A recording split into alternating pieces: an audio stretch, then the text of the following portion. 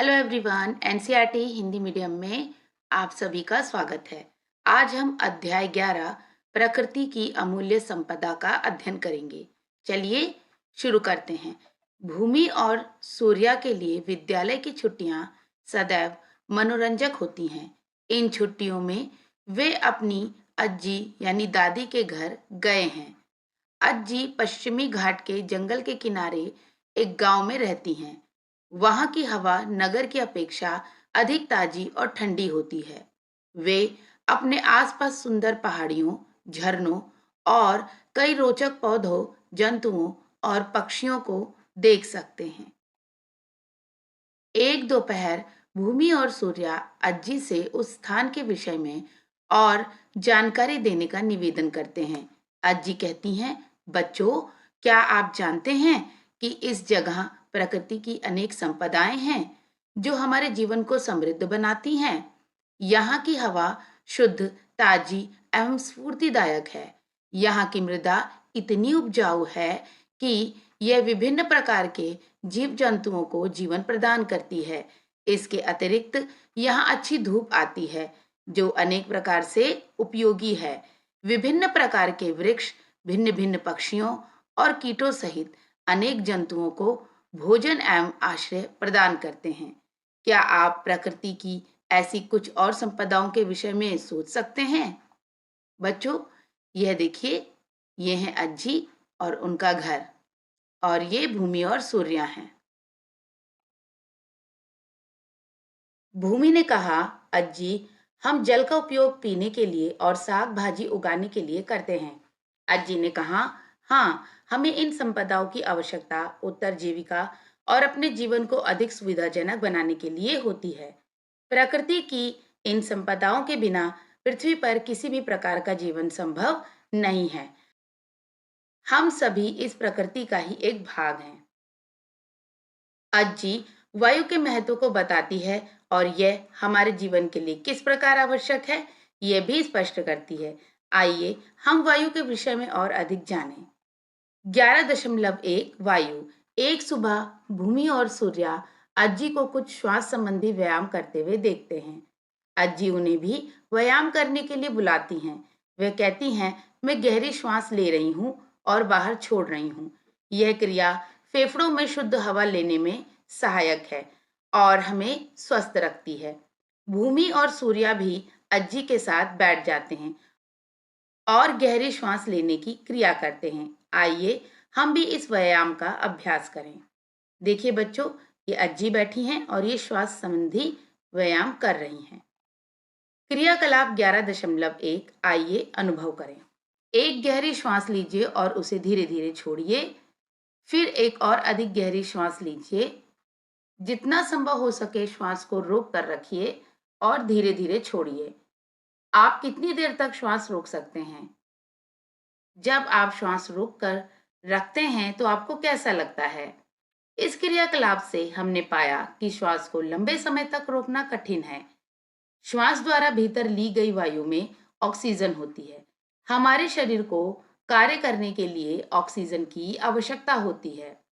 जब हम लंबे समय तक श्वास रोकते हैं तो शरीर को पर्याप्त ऑक्सीजन नहीं मिलती है। अतः हमें जीवित रहने के लिए पर्याप्त ऑक्सीजन की आवश्यकता होती है। अन्य जीवों को भी जीवित रहने के लिए ऑक्सीजन की आवश्यकता होती है। बच्चों, ये सावधानी है। अपनी श्वास को इतनी देर तक मत रोकिए कि आपको असहज लगने लगे। यानी जब आप ये क्रियाकलाप करें तो उतनी देर तक ही सांस रोकें जितनी देर तक आप अपनी श्वास को रोक सकते हैं।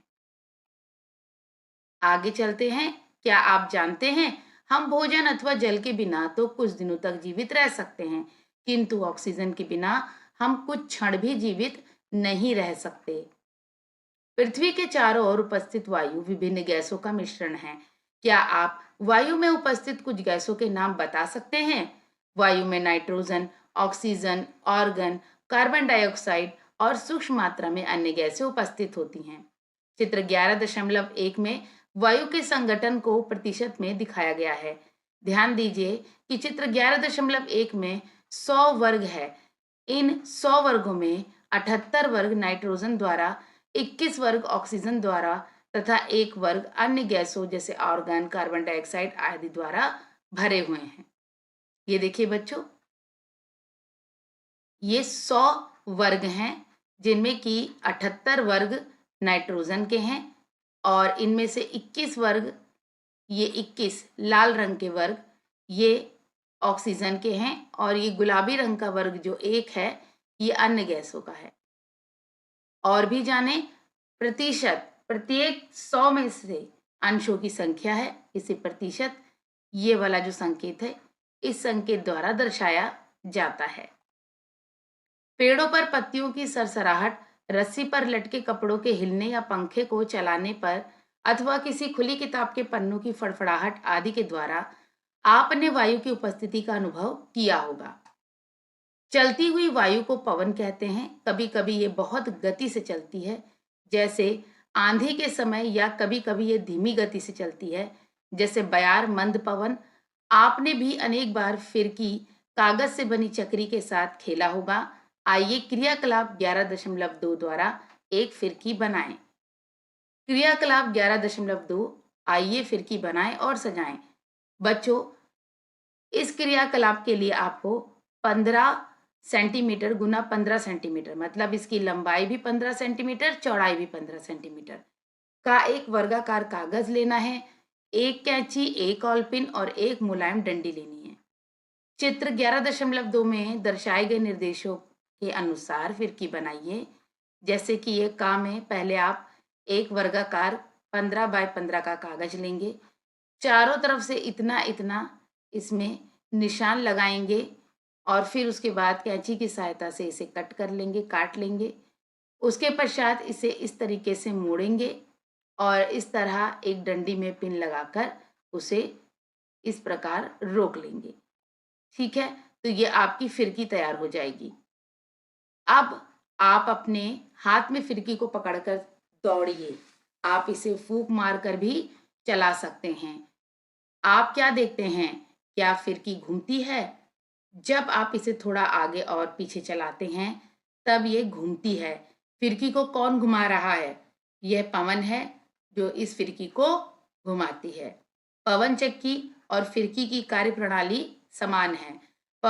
पवन चक्की के पंखों को घुमाती है। आटे की चक्की कुएं से पानी ऊपर खींचने या विद्युत उत्पादन के लिए पवन चक्की का उपयोग किया जा सकता है। भारत में अनेक पवन चक्की फार्म हैं। पवन चक्की फार्म वह क्षेत्र है जिसमें अनेक पवन चक्कियां पवन ऊर्जा द्वारा विद्युत उत्पादन करती हैं। चित्र 11.3, ये देखिए, ये पवन चक्की फार्म है। यहाँ पर कई पवन चक्कियां हैं। तमिलनाडु का मुपंडल पवन चक्की फार्म, राजस्थान के जैसलमेर का पवन चक्की पार्क और महाराष्ट्र का ब्रह्मावेल पवन चक्की फार्म हमारे देश के कुछ प्रमुख पवन चक्की फार्म हैं।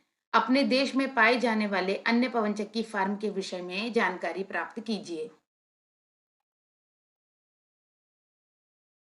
हमने सीखा कि वायु हमारे लिए अत्यंत महत्वपूर्ण है। जल भी हमारे लिए अति आवश्यक है और अमूल्य है। यदि आपको पीने के लिए जल ना मिले, विशेषतः जब आपको प्यास लगी हो, तब आपको कैसा महसूस होगा? आइए जल के बारे में और अधिक जानें। 11.2 जल।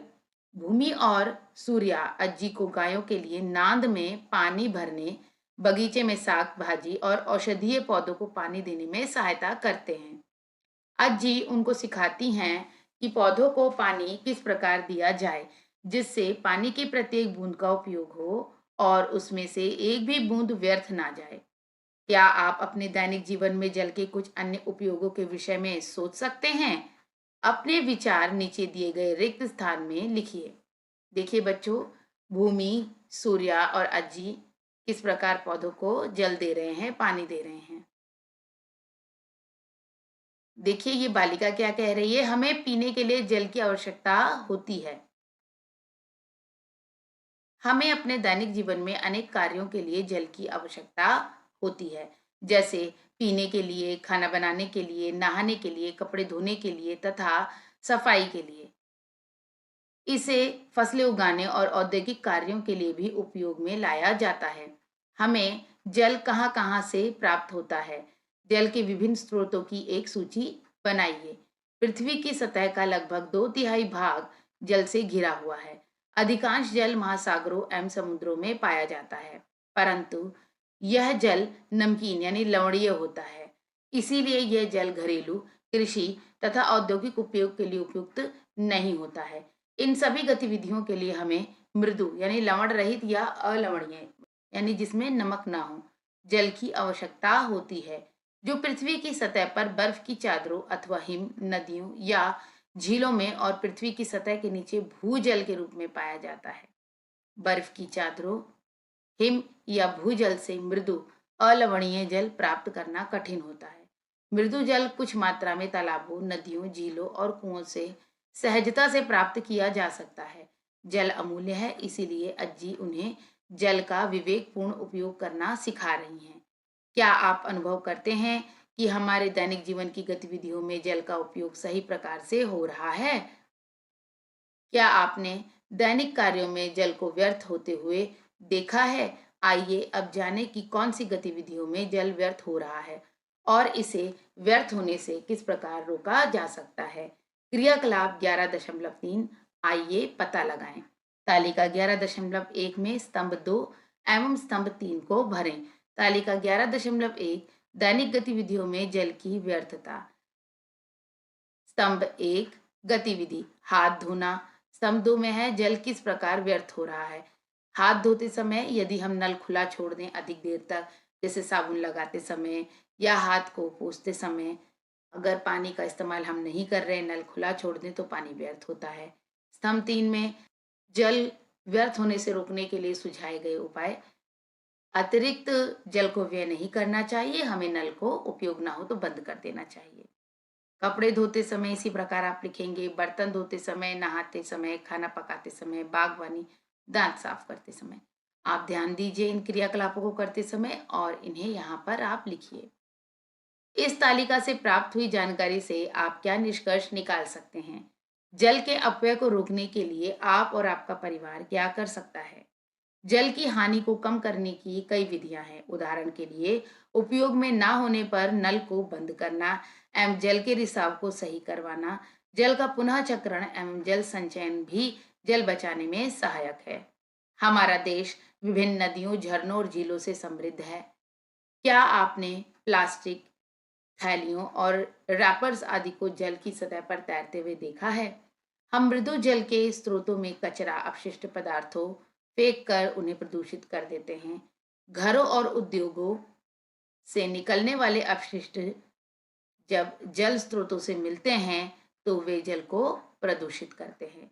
जल को प्रदूषित करने वाले मानवीय गतिविधियों को पहचानिए। कक्षा में अपने मित्रों के साथ चर्चा कीजिए कि आप जल प्रदूषण को कम करने के लिए क्या उपाय कर सकते हैं। प्रदूषित जल सजीवों के उपभोग के लिए उपयुक्त नहीं होता है। मृदु जल के स्रोत सीमित होने के कारण भारत के अनेक भागों में जल की कमी है। कुछ स्थानों पर लोगों को पीने का पानी लाने के लिए बहुत दूर तक चलना पड़ता है। सभी के पास जल की समान उपलब्धता नहीं है, इसलिए हमारे लिए जल का संरक्षण करना और उसका विवेकपूर्ण उपयोग करना महत्वपूर्ण है। हमें इसे प्रदूषित होने से भी बचाना चाहिए ताकि ये सभी जीवित प्राणियों के उपयोग के लिए उपयुक्त रहे। आप जल संरक्षण की कौन-कौन सी विभिन्न विधियां सोच सकते हैं? जल संरक्षण के लिए जल संचयन एक विधि है। बहुत से भवनों में वर्षा के जल को बाद में उपयोग करने के लिए बड़ी मात्रा में एकत्रित एवं संग्रहित किया जाता है। इसे वर्षा जल संचयन कहा जाता है। चित्र 11.4 देखिए बच्चों का वर्षा जल संचयन। ये देखिए किस प्रकार वर्षा का पानी संचय किया जा रहा है। क्या आप जानते हैं कि वर्षा का जल घरों, आवासीय क्षेत्रों और विद्यालयों में संचयित किया जाता है? भारत में वर्षा जल संचयन की यह परंपरा सदियों से चली आ रही है। उदाहरण के लिए राजस्थान एवं गुजरात में पानी की कमी के कारण जल संचयन के लिए बावड़ी यानी चित्र 11.4 देखिए, ये देखिए ये है बावड़ी। हम्म एवं बाव बनाए गए हैं। इन बावड़ियों में जल संचयन की एक अनूठी व्यवस्था है। इनमें न केवल वर्षा का जल बल्कि आसपास की झीलों, तालाबों, नदियों से रिसने वाला जल भी संचयित होता है। इस हेतु धरती में लंबे गहरे गड्ढों, खाइयों के अंदर की दीवारों पत्थर के टुकड़ों से इस प्रकार बनी होती हैं जिससे इन खाइयों में जल का रिसाव हो सके। आप जल संचयन की इन पारंपरिक पद्धतियों को अपने आसपास खोजें। इसके बारे में और अधिक जानने के लिए अपने शिक्षकों और अभिभावकों से बातचीत करें। क्या आप जानते हैं, प्रत्येक वर्ष 22 मार्च को विश्व जल दिवस मनाया जाता है। इसका महत्व पता लगाइए। बच्चों, आपको यह स्मरण रखना है, याद रखना है कि 22 मार्च को प्रतिवर्ष विश्व जल दिवस मनाया जाता है। जल की विविध अवस्थाओं की यात्रा नामक अध्याय में हमने जल चक्र के बारे में सीखा, जहां सूर्य जल के वाष्पीकरण में महत्वपूर्ण भूमिका निभाता है। क्या आपने कभी अपनी माँ या दादी को कई दिनों तक सूर्य की गर्मी में कटे हुए कच्चे आमों को सुखाते हुए देखा है?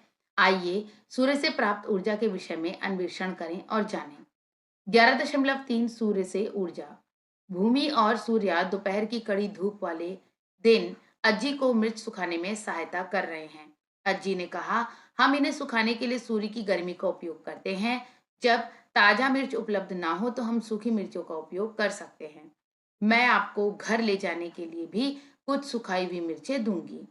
क्या आप जानते हैं कि पृथ्वी पर ऊर्जा का मुख्य स्रोत सूर्य है? सभी पौधे और जंतु इस पर निर्भर करते हैं। हम विभिन्न कार्यों के लिए सूर्य की ऊष्मा यानी उसकी गर्मी और प्रकाश का उपयोग करते हैं। वे कौन सी गतिविधियां हैं जिनके लिए हमें ऊष्मा और प्रकाश की आवश्यकता होती है? भूमि हमारे जीवन में सूर्य से ऊष्मा और प्रकाश के उपयोग को दिखाने के लिए कुछ चित्र बनाती है। क्या आप कुछ अन्य उदाहरणों के साथ उसकी सहायता कर सकते हैं?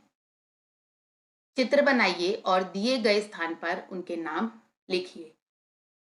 बच्चों, पौधों द्वारा भोजन बनाना, ये देखिए, ये प्रकाश संश्लेषण की प्रक्रिया होती है। इसमें सूर्य के प्रकाश और कार्बन डाइऑक्साइड की उपस्थिति में, जल की उपस्थिति में पौधे अपना भोजन स्वयं बनाते हैं। ये देखिए, और सूर्य से क्या हो रहा है, यहाँ पर कपड़े सूख रहे हैं। और सूर्य की रोशनी में क्या क्रियाएं होती हैं, इन तीनों में आपको चित्र बनाना है। एक दिन दोपहर में भूमि और सूर्या अज्जी के घर के पास के एक मैदान से गुजरते हैं, जहां उन्हें घास चरती हुई एक गाय दिखाई देती है। वे सूर्य को ऊर्जा का मुख्य स्रोत होने की बात कर रहे हैं। आगे दिए गए वार्तालाप को ध्यान से पढ़िए और उत्तर दीजिए। इस गाय को देखो, ये घास खा रही है और उससे ऊर्जा प्राप्त कर रही है। नहीं, मुझे लगता है कि इस गाय को ऊर्जा सूर्य से मिल रही है। गाय धूप में खड़ी है, परंतु इसका अर्थ यह नहीं कि इसे सूर्य से ऊर्जा मिल रही है। गाय घास खा रही है। घास को बढ़ने के लिए सूर्य के प्रकाश की आवश्यकता होती है, अतः ऊर्जा का मुख्य स्रोत सूर्य है। इस प्रकार गाय को सूर्य से ऊर्जा प्राप्त होती है। अच्छा बच्चों, आपके अनुसार किसका कथन सही है और क्यों? सूर्य का प्रकाश पौधों को भोजन तैयार करने में सहायता करता है। सूर्य पृथ्वी पर सभी सजीवों को ऊष्मा यानी गर्मी और प्रकाश प्रदान करता है। यह ऊर्जा का मुख्य स्रोत है। भारत में अनेक परिवारों में सूर्य के प्रति कृतज्ञता व्यक्त करने के लिए सुबह सुबह सूर्य को जल अर्पित किया जाता है। क्या आपने छतों, विद्युत के खंभों के ऊपर या ट्रैफिक सिग्नल पर सौर पैनल देखे हैं? सौर पैनल सौर ऊर्जा को एकत्रित कर विद्युत उत्पादन करते हैं। सूर्य से प्राप्त ऊर्जा का उपयोग सोलर कुकर में खाना बनाने अथवा सौर जल ऊष्मक में जल गर्म करने के लिए भी किया जा सकता है। क्या होगा यदि सूर्य कुछ दिनों तक दिखाई ना दे? हमें दिन के समय भी कृत्रिम प्रकाश पर निर्भर रहना पड़ सकता है। और दूसरा क्या है, और तीसरा आपको लिखना है, सूर्य के बिना पृथ्वी पर जीवन की कल्पना नहीं की जा सकती। पृथ्वी पर सूर्य ही ऊर्जा का मुख्य स्रोत है। पौधे सूर्य से प्राप्त ऊर्जा द्वारा भोजन बनाते हैं। विभिन्न जीव जंतु पौधों को खाते हैं और विकसित होते हैं। हम पौधों और जीव जंतुओं या दोनों से भोजन प्राप्त करते हैं। पृथ्वी पर यह चक्र सूर्य के कारण ही संभव है। अतः हम सभी ऊर्जा के मुख्य स्रोत सूर्य पर निर्भर करते हैं। विविध प्रकार के पौधे और जीव जंतु कहाँ पाए जाते हैं? आइए खोजें। 11.4 वन। एक सुबह अज्जी सैर के लिए भूमि और सूर्य को जंगल में ले जाती हैं। वहां उन्हें विभिन्न प्रकार के पौधे, झाड़ियां और वृक्ष मिलते हैं। अज्जी बताती हैं, वन विभिन्न प्रकार के पौधों की सघन वृद्धि वाले बड़े क्षेत्र होते हैं। रास्ते में वे भूमि पर गिरे हुए कुछ नेलिकाई, कन्नड़ में आंवले का नाम है नेलिकाई, इकट्ठा करते हैं। अज्जी उन्हें बताती हैं, हमारे गांव में पेड़ों से फल ना तोड़ने की परंपरा है। उन्हें पशुओं और पक्षियों के खाने के लिए छोड़ दिया जाता है। आप अपने मित्रों से चर्चा करें और कम से कम 5 ऐसे उत्पादों की सूची बनाएं जिन्हें हम वनों से प्राप्त करते हैं। पक्षियों और कीटों सहित कई जंगली जंतुओं के लिए वन एक प्राकृतिक आवास भी है। वह उन्हें भोजन और आश्रय भी प्रदान करता है। प्रकृति में प्रत्येक जीव उत्तर जीविका के लिए अन्य जीवों पर निर्भर करता है। जीवों में विविधता प्रत्येक जीवित प्राणी के लिए भोजन सुनिश्चित करती है। पौधे कुछ वर्षों से बड़े पैमाने पर पेड़ों की कटाई जैसी मानवीय गतिविधियों के कारण वन क्षेत्र लगातार कम हो रहे हैं। एक नए वन को उगाने या किसी लुप्त हुए वन को पुनर्स्थापित करने में कई वर्ष लग जाते हैं। अतः हमें नए वनों को दोबारा उगाने के लिए पर्याप्त समय देना चाहिए और इसके लिए हमें उनका संरक्षण और दायित्व पूर्वक उपयोग करना चाहिए। वन महोत्सव पूरे देश में जुलाई महीने में मनाया जाता है। बच्चों, इस पंक्ति को आपको याद रखना है कि वन महोत्सव पूरे देश में जुलाई महीने में मनाया जाता है। यह 1 सप्ताह तक चलने वाला कार्यक्रम है। इस उत्सव के दौरान नए पौधे और पेड़ लगाए जाते हैं और वनों का सम्मान करने के लिए जागरूकता पैदा की जाती है। आइए यहाँ देखें क्या लिखा है। एक बड़े वन क्षेत्र को काटने के क्या परिणाम होते हैं? एक प्रस्तुति बनाइए या अभिनय यानी रोल प्ले कीजिए या एक कहानी या कविता लिखिए जो दर्शाती हो कि यदि हम अपने जंगलों में पेड़ों को निरंतर काटते रहेंगे तो क्या हो सकता है। भारत में प्राचीन काल से ही वनों का आदर, रक्षण और संरक्षण करने की परंपरा रही है। पवित्र उपवनों के बारे में आप पहले ही सजीव जगत में विविधता पाठ में पढ़ चुके हैं। पेड़ों की कटाई को रोकने और इस प्रकार वनों को बचाने के लिए सामान्य लोगों द्वारा कई प्रयास किए गए हैं। प्रसिद्ध चिपको आंदोलन एक ऐसा प्रयास है। इसकी शुरुआत 1970 के दशक में उत्तराखंड, तत्कालीन उत्तर प्रदेश में हुई है। इस आंदोलन में स्थानीय महिलाओं ने बढ़ चढ़कर भाग लिया। पेड़ों को कटने से बचाने के लिए उन्होंने पेड़ों को घेर लिया और उससे लिपट गईं। इसका उद्देश्य हरित आवरण को बढ़ाना है। आप भी अपने समुदाय में वन महोत्सव की योजना बना सकते हैं। भूमि और सूर्या ने जंगलों में घूमने के दौरान देखा कि जमीन पर बहुत सारी पत्तियां हैं और मृदा में नमी दिखाई दे रही है। अज्जी ने बताया, पौधों की जड़ें मृदा को जकड़कर रखती हैं और उसे बहने से रोकती हैं। पेड़ों से गिरने वाली पत्तियां सड़ जाती हैं और मृदा को पोषक तत्वों से समृद्ध करती हैं। इस मृदा का उपयोग नए पौधों और पेड़ों को उगाने के लिए किया जाता है। प्रकृति में यह पुनर्चक्रण का एक उदाहरण है। आइए हम मृदा की अधिक विस्तार से जांच करें। 11.5 मृदा, चट्टानें और खनिज। भूमि, सूर्या और अज्जी जंगल से घर वापस आते हैं। भूमि और सूर्या कुछ सागों के पौधे लगाने के लिए बगीचे में मृदा तैयार करने में अज्जी की सहायता करते हैं। चित्र 11.5 अज्जी उन्हें धीरे से मिट्टी को खोदने और मिट्टी की गांठों को ढीला करने के लिए कहती हैं। आप सजीव विशेषताओं का अन्वेषण अध्याय में पहले ही पढ़ चुके हैं कि पौधों के पर्याप्त विकास के लिए मृदा के कणों के बीच की जगह न केवल पर्याप्त वायु प्रदान करती है बल्कि जड़ों को भी आसानी से बढ़ने देती है। भूमि और सूर्य को मृदा में छोटे छोटे कंकड़, पौधों की जड़ें और कुछ केंचुए भी दिखाई दिए। क्या आप समझे कि केंचुए मृदा को उलटने पलटने और ढीला करने में सहायता करते हैं? जब तक भूमि और सूर्य अज्जी की सहायता करते हैं, आइए क्रियाकलाप 11.4 करके हम स्वयं एक प्रयोग करें। सर्वप्रथम सावधानी पढ़ लेते हैं। विभिन्न स्थानों की मृदा को छूने के उपरांत अपने हाथों को अच्छी तरह से धोना याद रखें। कभी कभी जिस मृदा में कचरा होता है उसमें ऐसे कीटाणु होते हैं जो हमारे लिए हानिकारक हो सकते हैं। क्रियाकलाप 11.4 आइए जांच करें। अपने घर और विद्यालय के आसपास के विभिन्न क्षेत्रों से मृदा के नमूने एकत्रित करें। अनुमान लगाइए कि विभिन्न मृदाओं में क्या क्या हो सकता है। मृदा के प्रत्येक नमूने का ध्यानपूर्वक अवलोकन करें और उसका रंग लिखें। मृदा के प्रत्येक नमूने को स्पर्श कर उसकी बनावट को महसूस करें। मृदा के नमूने का अपनी नग्न आंखों से अवलोकन करें। यदि आपके पास एक आवधरक लेंस है तो उससे भी मृदा को देखें। बच्चों, अवधरक लेंस एक ऐसा लेंस होता है जिससे छोटी चीजें काफी बड़ी दिखाई देती हैं, और जो छोटे छोटे कण जो आपकी आंखें देख नहीं पाती, वो भी आप इस लेंस की सहायता से देख सकते हैं। तालिका 11.2 में अपने अवलोकनों को अंकित करें। ये तालिका 11.2 है। मृदा के नमूने, स्थान जहां से नमूना एकत्रित किया गया, जैसे कि जुताई के बाद खेत से मिट्टी। मृदा के बारे में अनुमान यहाँ लिखना है। नग्न आंखों से मृदा का अवलोकन, रंग एवं संरचना यहाँ लिखनी है। अवधरक लेंस से मृदा का अवलोकन यहाँ लिखना है। इसी प्रकार दो स्थान से और मिट्टी का इकट्ठी कीजिए और यहाँ लिखिए। नमूनों के बारे में लगाए गए अनुमान और निकट से किए गए अवलोकन में क्या अंतर है? क्या आपको विभिन्न स्थानों से लिए गए मृदा के नमूनों में कोई अंतर दिखाई दिया? क्या नग्न आंखों से और अवधरक लेंस से किए गए अवलोकन में आपको अंतर दिखाई दिया? मृदा में बहुत सी वस्तुएं हैं, जैसे रेत, कीड़े और कृमि। इसमें कई छोटे जीव भी हो सकते हैं जिन्हें हम अपनी नग्न आंखों से नहीं देख सकते। पौधे और जंतु भी विघटन और क्षय के कारण मृदा का हिस्सा बन जाते हैं। विभिन्न स्थानों से एकत्रित किए गए मृदा के नमूने अलग अलग रंगों के हो सकते हैं, क्योंकि उनमें विभिन्न पदार्थ उपस्थित होते हैं। क्या आपने कभी सोचा है कि मृदा कैसे बनती है? मृदा का निर्माण लंबे समय यानी कई हजारों वर्षों में सूर्य, जल और सजीवों द्वारा चट्टानों के विघटन से होता है। मृदा विभिन्न प्रकार की होती है। कुछ विशेष प्रकार के पौधों को उगाने तथा भवनों हेतु ईंट बनाने के लिए अच्छी होती है। वनों में अनेक प्रकार की मृदाएं होती हैं।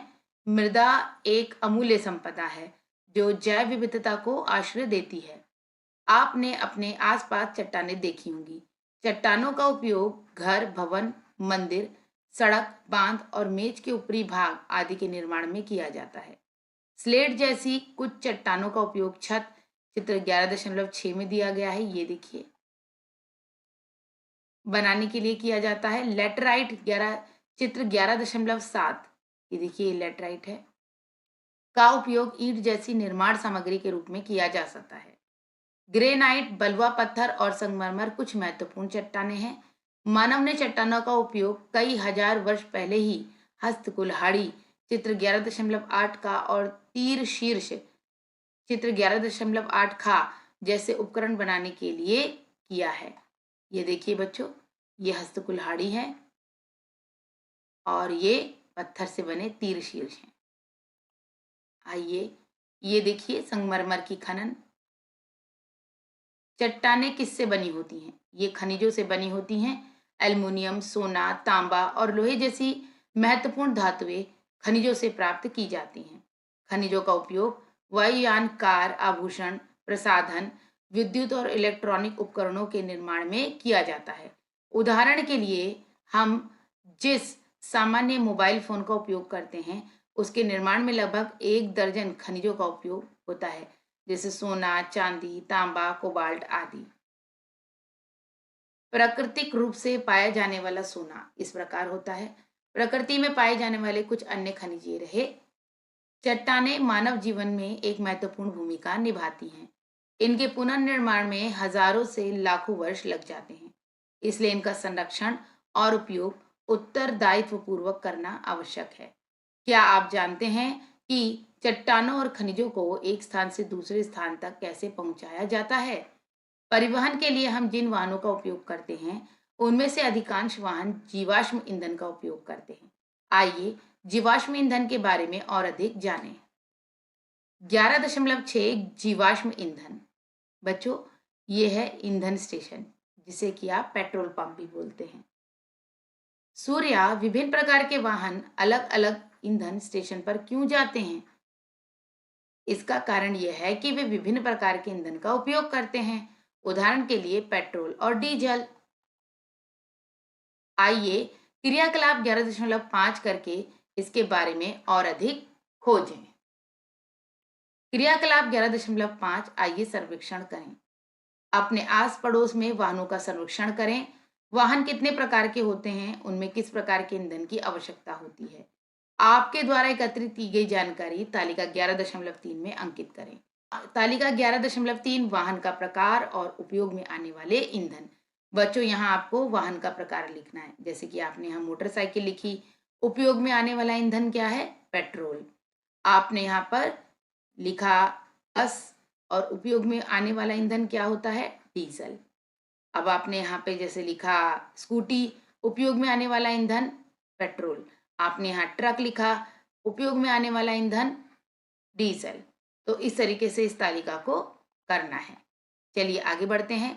सामान्यतः किस प्रकार के ईंधन का उपयोग अधिक होता है? वाहनों के लिए पेट्रोल और डीजल दो सबसे अधिक उपयोग किए जाने वाले ईंधन हैं। पेट्रोल, डीजल तथा मिट्टी का तेल पेट्रोलियम से प्राप्त होता है। प्राकृतिक गैस, कोयले और पेट्रोलियम को आमतौर पर जीवाश्म ईंधन कहा जाता है। वे मूलतः पृथ्वी के भीतर सूक्ष्म जीवों और पौधों के दब जाने से पेट्रोलियम, प्राकृतिक गैस और कोयले में परिवर्तित हो जाते हैं। इन ईंधनों को बनने में लाखों वर्ष लग जाते हैं। प्राकृतिक गैस का उपयोग भोजन बनाने और विद्युत उत्पादन के लिए किया जाता है। आजकल इनका उपयोग वाहनों से संपीड़ित प्राकृतिक गैस यानी सीएनजी के रूप में ईंधन की तरह किया जाता है। यह पेट्रोल या डीजल की तुलना में अधिक स्वच्छ ईंधन है। कोयले का उपयोग मुख्य रूप से विद्युत उत्पादन के लिए किया जाता है। यह भारत के कई भागों में पाया जाता है। प्रमुख कोयला उत्पादक राज्यों का पता लगाइए और उन्हें भारत के मानचित्र पर चिन्हित कीजिए। बच्चों, क्या आप जानते हैं कोयले, लकड़ी और गोबर के उपलों का ईंधन के रूप में उपयोग पहले भोजन बनाने के लिए किया जाता था। अब प्रदूषण कम करने के लिए प्राकृतिक गैस एवं द्रवित पेट्रोलियम गैस जैसे कि एलपीजी धीरे धीरे इसका स्थान ले रही है। बच्चों, यह है कोयला, ये पेट्रोल और यह है प्राकृतिक गैस। जीवाश्म ईंधन सीमित मात्रा में उपलब्ध हैं। यदि हम जीवाश्म ईंधन का उपयोग वर्तमान में इसी प्रकार सतत रूप से करते रहे तो शीघ्र ही जीवाश्म ईंधन समाप्त हो जाएंगे। ऐसी स्थिति से बचने के लिए हमें ऊर्जा के वैकल्पिक स्रोत खोजने होंगे। जीवाश्म ईंधन के जलाए जाने पर धुआं और कार्बन डाइऑक्साइड गैस उत्पन्न होती है जो वायु को प्रदूषित करती है। परिवहन और घरेलू ईंधन के लिए जीवाश्म ईंधन पर अत्यधिक निर्भरता के परिणाम स्वरूप बड़े पैमाने पर वायु प्रदूषण हुआ है। आइए हम जीवाश्म ईंधन के संरक्षण में अपना कुछ योगदान दें। निकट स्थानों तक साइकिल से जाएं, सार्वजनिक वाहनों का उपयोग करें। कुछ अन्य विधियां आप सुझाइए बच्चों। चलिए आगे चलते हैं। 11.7 प्राकृतिक संसाधन, नवीकरणीय और अनवीकरणीय। प्रकृति की निधि हमारी आवश्यकताओं को पूरा करती है। वे पृथ्वी पर जीवन को बनाए रखने के लिए आवश्यक संसाधन हैं। उदाहरण के लिए हमें सूर्य से ऊष्मा एवं प्रकाश, नदियों से जल तथा पौधों एवं जंतुओं से भोजन प्राप्त होता है। ये संसाधन जिन्हें हम प्रकृति से प्राप्त करते हैं, इन्हें प्राकृतिक संसाधन कहते हैं। हम अपनी सुविधा अनुसार प्राकृतिक संसाधनों का उपयोग बहुत सी उपयोगी वस्तुएं बनाने के लिए करते हैं। उदाहरण के लिए विद्युत बल्ब, फर्नीचर, सौर पैनल, साइकिल आदि हमारे जीवन को सुविधाजनक बनाते हैं। इस प्रकार के सभी संसाधन जिन्हें मानव द्वारा निर्मित किया जाता है, उन्हें मानव निर्मित संसाधन कहते हैं। आपने विभिन्न प्राकृतिक संसाधनों जैसे वायु, जल और सौर ऊर्जा, वन, मृदा, चट्टानों, खनिजों और जीवाश्म ईंधनों के विषय में जानकारी प्राप्त की। समय के साथ इनमें से कई प्राकृतिक संसाधन प्राकृतिक प्रक्रियाओं द्वारा पुनर्भरित हो जाते हैं। यदि आपको याद हो, अज्जी ने भूमि और सूर्य को बताया कि वे केवल वही नेलिका यानी आंवला उठाएं जो भूमि पर गिरे हुए हैं। यह बात सुनिश्चित करती है कि अन्य जंतुओं और पक्षियों के लिए पर्याप्त फल उपलब्ध हो। जंतुओं और पक्षियों के मल से निकले बीज नए पौधे उगाने में सहायक होते हैं। यद्यपि इस प्रक्रिया में नए पेड़ों से फल मिलने में कुछ वर्षों का समय लगता है, अतः संसाधन जिनका उचित समयावधि के भीतर नवीनीकृत, पुनः पूर्ति अथवा पुनर्स्थापन हो, उन्हें नवीकरणीय संसाधन कहते हैं। वायु, जल और वन नवीकरणीय प्राकृतिक संसाधनों के कुछ उदाहरण हैं। प्रकृति उनका नवीकरण कर देती है। हमें अपने प्राकृतिक संसाधनों का विवेकपूर्ण उपयोग करना चाहिए। दूसरे शब्दों में, जीवाश्म ईंधन निर्मित होने में लाखों वर्ष लगते हैं। ये सीमित मात्रा में पाए जाते हैं और एक बार उपयोग करने के बाद ये क्षीण हो जाते हैं। ये उचित समयावधि के भीतर उत्पन्न नहीं होते हैं और ना ही इनकी पुनः पूर्ति होती है। इन संसाधनों को अनवीकरणीय संसाधन कहते हैं। अनवीकरणीय प्राकृतिक संसाधनों के उदाहरण खनिज, मृदा, चट्टानें, कोयला, पेट्रोलियम और प्राकृतिक गैस हैं। 11.8 हमारे उपयोगी संसाधन। यह भूमि और सूर्य के लिए अपनी अज्जी के घर रोमांचक छुट्टी के बाद घर लौटने का समय है। उनकी अम्मा माँ उन्हें लेने आई हैं। भूमि और सूर्या ने अम्मा को बगीचे में उग रहे सागों के पौधे दिखाए और वे सूखी मिर्चें दिखाईं जो अज्जी ने उन्हें घर ले जाने के लिए दी थी। जब वे नगर में पहुंचे तो उन्होंने आसमान के रंग और हवा की गंध में बदलाव देखा। यहाँ बहुत कम पेड़ हैं। यहाँ हवा की गंध भी अज्जी के घर की हवा जितनी अच्छी नहीं है। उन्हें वाहनों से निकलने वाले धुएं की गंध आ रही है। वायु प्रदूषित है। अम्मा कहती हैं, हाँ, हम जब वाहनों में जीवाश्म ईंधन का उपयोग करते हैं तो धुआं उत्पन्न होता है। आजकल ऐसे वाहन उपलब्ध हैं जो प्रदूषण कम फैलाते हैं। उदाहरण के लिए विद्युत वाहन जो किसी भी प्रकार के धुएं का निष्कासन नहीं करते हैं। अतः लोग इन वैकल्पिक वाहनों को अपनाने का प्रयास कर रहे हैं। क्या आप वायु प्रदूषण कम करने के लिए उपलब्ध विकल्पों की सूची बना सकते हैं? हम अपने दैनिक जीवन में कई प्राकृतिक संसाधनों का उपयोग करते हैं। आइए कुछ संसाधनों को पहचानें जो क्रियाकलाप 11.6 को पूरा करने में उपयोग में लाए जा रहे हैं। क्रियाकलाप 11.6 आइए उपयोग किए गए संसाधनों की एक सूची बनाएं। अपने दैनिक जीवन में आपके द्वारा किए जाने वाले गतिविधियों की एक सूची बनाएं और उन प्राकृतिक संसाधनों को लिखें जिनका उस गतिविधि के संचालन में प्रत्यक्ष या अप्रत्यक्ष रूप से उपयोग किया गया। तालिका 11.4 में कुछ गतिविधियां पहले से ही भरी हुई हैं। उनका अनुकरण करके आप रिक्त पंक्तियां भर सकते हैं। तालिका 11.4 उपयोग किए जाने वाले प्राकृतिक संसाधन। गतिविधि कपड़े धोना। आप कौन सा प्राकृतिक संसाधन उपयोग कर रहे हैं? पानी। मिट्टी के खिलौने बनाना। मिट्टी का उपयोग हो रहा है। जलाने के लिए लकड़ी एकत्रित करना। लकड़ी। पतंग बनाना। कागज का उपयोग करते हैं जो कि हम वृक्षों से बनाते हैं और कुछ पतली पतली बांस की फंटियों का उपयोग करते हैं जो हमें वृक्षों से प्राप्त होती हैं। जलपान कराना। जलपान हम पेड़ पौधों से प्राप्त सामग्रियों से बनाते हैं। आगे चलते हैं। आपने कितने प्राकृतिक संसाधनों की सूची बनाई? अपनी सूची की तुलना अपने किसी मित्र की सूची से करें। आपने और आपके मित्र ने प्राकृतिक संसाधनों की सूची बनाई है जिनमें से कई का उपयोग हम प्रतिदिन करते हैं। ये संसाधन जल, वायु, मृदा तथा पौधों और जंतुओं से प्राप्त होने वाले भोजन हैं। हमें ये संसाधन प्रकृति से मिलते हैं और हम अपने उपभोग के लिए इन संसाधनों से वस्तुएं बनाते हैं। इसलिए हमें अपने प्राकृतिक संसाधनों का संरक्षण करना चाहिए। उनका अपव्यय ना करते हुए दायित्वपूर्वक उपयोग करना चाहिए। इस प्रकार पर्यावरण को हानि पहुंचाए बिना हम अपनी आवश्यकताओं को पूरा कर सकते हैं और भविष्य के लिए भी इन्हें बचा सकते हैं। मानव सहित सभी सजीव अपने अस्तित्व के लिए इन पर निर्भर रहते हैं। पृथ्वी प्रत्येक मनुष्य की आवश्यकता की पूर्ति के लिए पर्याप्त संसाधन उपलब्ध कराती है, लेकिन प्रत्येक मनुष्य के लालच को पूरा करने के लिए नहीं। ये वाक्य हैं M.K. गांधी यानी मोहनदास करमचंद गांधी जी के।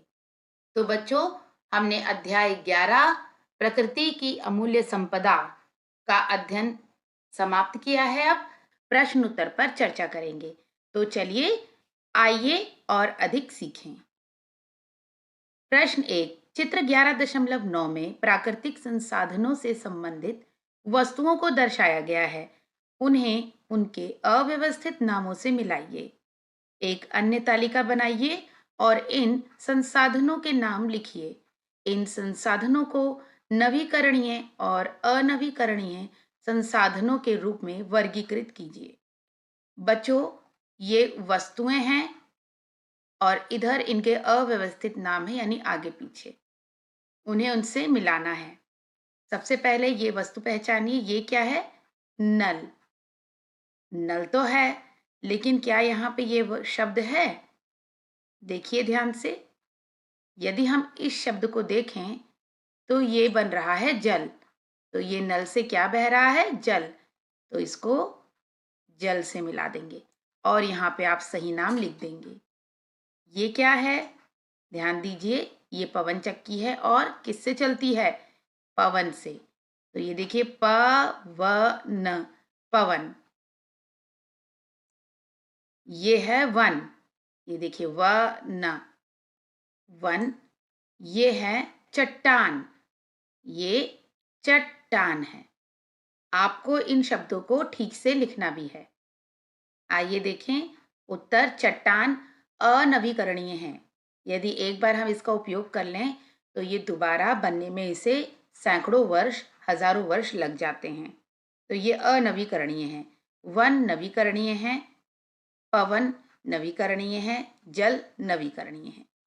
तो चलिए आगे चलते हैं। प्रश्न 2, बताइए कि निम्नलिखित कथन सत्य हैं या असत्य। यदि असत्य हैं तो उन्हें सही करके पुनः लिखिए। का, प्रकृति में मानव की आवश्यकताओं की पूर्ति के लिए पर्याप्त संसाधन है। ये कथन सत्य है।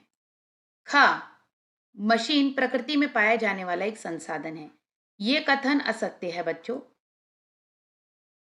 मशीन एक मानव निर्मित संसाधन है, ये प्रकृति में पाया जाने वाला संसाधन नहीं है, इसे मनुष्यों ने बनाया है। प्राकृतिक गैस एक अनवीकरणीय संसाधन है।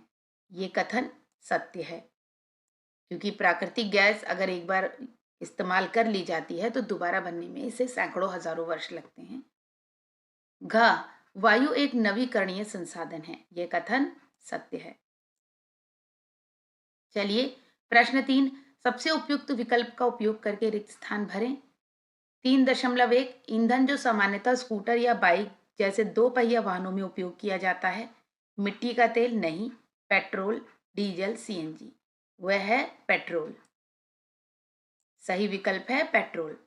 नवीकरणीय संसाधन का एक उदाहरण है क, कोयला। कोयला नवीकरणीय नहीं है, ये अनवीकरणीय है। जल, प्राकृतिक गैस और पेट्रोल। पेट्रोल भी अनवीकरणीय है, प्राकृतिक गैस भी अनवीकरणीय है, किंतु जल नवीकरणीय है। हम अशुद्ध जल को शुद्ध कर सकते हैं। जल चक्र के माध्यम से जल पुनः पृथ्वी पर प्राप्त होता है, यह नवीकरणीय है। प्रश्न 4, निम्नलिखित को नवीकरणीय और अनवीकरणीय संसाधनों के रूप में वर्गीकृत करें। कोयला, प्राकृतिक गैस, वन और खनिज। उत्तर, नवीकरणीय इसमें संसाधन है वन और अनवीकरणीय है कोयला, प्राकृतिक गैस और खनिज।